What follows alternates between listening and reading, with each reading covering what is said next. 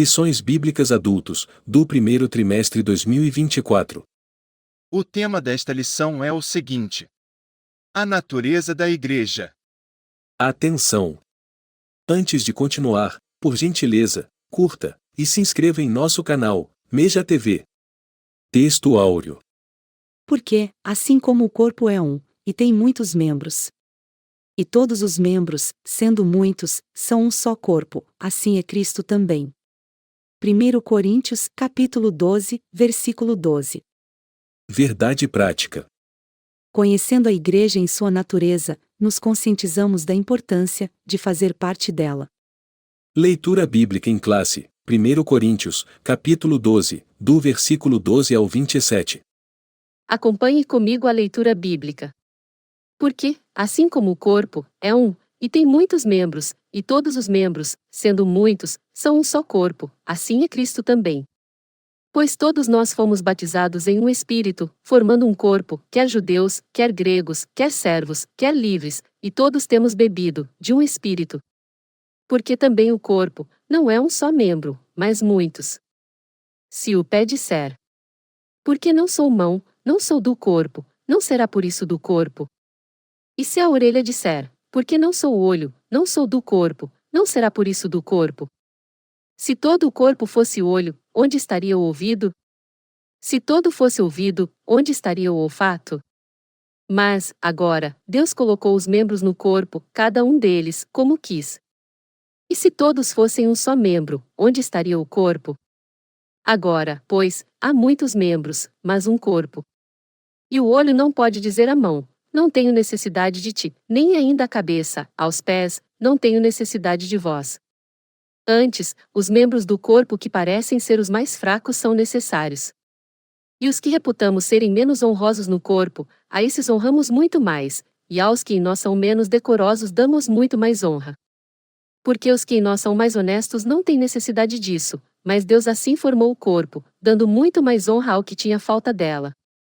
Para que não haja divisão no corpo, mas, antes, tenham os membros igual cuidado uns dos outros. De maneira que, se o membro padece, todos os membros padecem com ele, e se um membro é honrado, todos os membros se regozijam com ele. Ora, vós sois o corpo de Cristo e seus membros em particular. Introdução. O estudo sobre a natureza da Igreja deve analisar aquilo que ela é, em essência. O que define uma igreja genuinamente cristã? Evidentemente, que há muitas características que mostram o que é uma verdadeira igreja. Contudo, para nosso propósito aqui, trataremos apenas de algumas delas. Por isso, nesta lição, veremos que uma igreja genuinamente cristã é confessional, ou seja, ela se fundamenta na palavra de Deus, tem uma dimensão local e universal, ou seja, existe tanto na forma visível como invisível, e finalmente, a igreja genuinamente cristã é una, isto é, não é dividida, pois sem unidade não há igreja. Ponto 1. A natureza da Igreja na sua dimensão confessional. Ponto 1. Fundamentada na palavra. Uma igreja verdadeiramente bíblica é firmada na palavra de Deus. Nesse aspecto, primeiramente, temos Cristo como a palavra encarnada, a palavra viva. No princípio era a palavra. Jesus é a palavra, que se humanizou, isto é, Deus feito homem. A igreja bíblica possui Jesus Cristo como seu fundamento, conforme Efésios 2, versículo 20. Uma igreja verdadeiramente bíblica é centrada em Jesus. Em segundo lugar, uma igreja bíblica é fundamentada nas Escrituras Sagradas, a palavra inspirada. Se não existe igreja verdadeira sem Jesus, da mesma forma, não há igreja verdadeira sem fundamentação bíblica.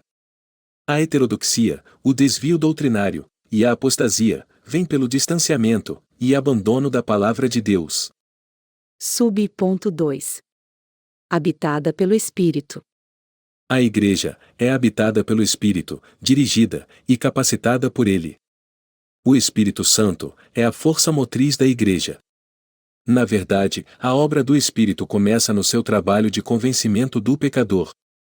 É o Espírito quem convence o ser humano do pecado, de acordo com o Evangelho de João, capítulo 16, do versículo 8 ao 11. É o Espírito Santo quem produz a obra da regeneração. Quando o evangelista Lucas diz que o Senhor abriu o coração de Lídia, aí, vemos uma obra poderosa do Espírito Santo, trazendo o convencimento para a salvação. Subponto 3. Quem faz parte da igreja, anda no Espírito. Quando alguém responde à mensagem da cruz, o Espírito de Deus produz nele a certeza da salvação. Agora, regenerado, o cristão passa a andar, ou ser dirigido pelo Espírito. O fracasso na vida espiritual está no fato de não andarmos na esfera do Espírito. O Espírito, portanto, habita o crente, capacitando-o. Sem a capacitação do Espírito, a igreja é inoperante, e perde a sua essência. Ponto 2. A natureza da igreja nas suas dimensões local e universal. Subponto 1. Local e visível. Biblicamente, podemos falar da igreja em relação à sua dimensão espacial, isto é, em relação ao local ou ao espaço geográfico. Ela pode ser vista e sentida. Nesse aspecto, a igreja existe localmente. Assim, vemos os apóstolos escrevendo suas cartas a determinadas igrejas, situadas em diferentes locais. A Igreja de Deus que está em Corinto. Aos estrangeiros dispersos no Ponto, Galácia, Capadócia, Ásia e Bitínia. Nesses textos, ou seja, em 1 Coríntios, capítulo 1, versículo 2, e em 1 Pedro capítulo 1, versículo 1, vemos as Escrituras, se referindo à eclesia, à comunidade de crentes, situada em diferentes locais.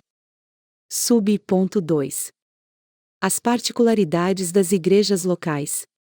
Pelo teor das cartas neotestamentárias, observamos que essas igrejas locais possuíam suas particularidades. Os problemas encontrados em uma não eram necessariamente os mesmos da outra. De igual modo, as virtudes. Por outro lado, embora estivessem todas sob a supervisão apostólica, observamos que eram autônomas uma em relação às outras. Assim possuíam sua dinâmica própria. Um método que funciona em determinada igreja pode ser inadequado em outra. Subponto 3. Universal e invisível. Assim como a igreja existe em sua dimensão local, existe também na sua dimensão universal. Somos conscientes da existência da igreja local, pois dela fazemos parte. Contudo, nem sempre é fácil se dar conta do aspecto universal da igreja, porque nesse sentido, a igreja não está limitada ao espaço geográfico ou físico. Assim, a Igreja Universal e Invisível é formada por todos os cristãos regenerados, que estão em todos os lugares, e por aqueles que já estão também na glória, não se limitando somente à dimensão terrena. Aqui, é importante se diferenciar igreja de denominação. Numa cidade, por exemplo, pode haver várias denominações, contudo, somente há uma igreja. A igreja é divina, as denominações são humanas. As denominações podem ser temporárias, a igreja não.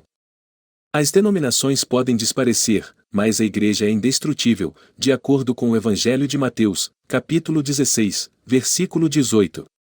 Convém dizer que nem todo grupo, que se diz cristão, pode ser visto como fazendo parte da igreja cristã.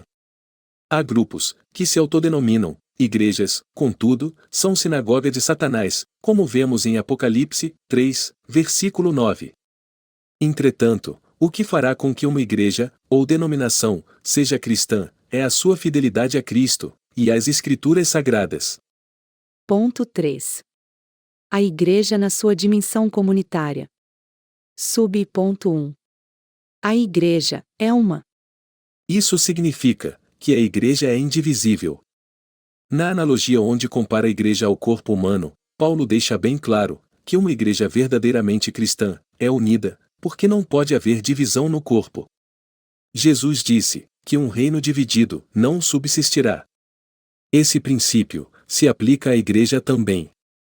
O que o diabo não consegue contra a igreja, por meio da perseguição, ele consegue por intermédio da divisão. Devemos evitar, a todo custo, o partidarismo, as preferências e os exclusivismos, se quisermos preservar a unidade da igreja local. Subponto 2. Unidade na igreja. Paulo escreveu à igreja de Filipos. Completai o meu gozo, para que sintais o mesmo, tendo o mesmo amor, o mesmo ânimo, sentindo uma mesma coisa. Filipenses, capítulo 2, versículo 2. Esse texto mostra o anseio do apóstolo pela unidade da igreja, que como corpo de Cristo, em sua forma coletiva, deve zelar pela unidade, e da mesma forma, cada crente deve buscar isso. Sub-ponto 3. Diversidade na unidade. Isso reverbera o anseio de Jesus pela unidade dos seus discípulos, de acordo com o Evangelho de João, capítulo 17. Ali, há o que os teólogos chamam de unidade de essência. Na Trindade, o Pai, o Filho e o Espírito Santo são pessoas diferentes, com uma mesma essência, possuindo a mesma substância e um só propósito. Da mesma forma, os cristãos devem buscar esse tipo de unidade.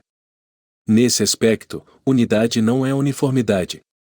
Somos diferentes, diversos, temos temperamentos distintos e maneiras diferentes para fazer as coisas, mas, mesmo assim, somos um em Cristo Jesus, para perseverar no mesmo alvo.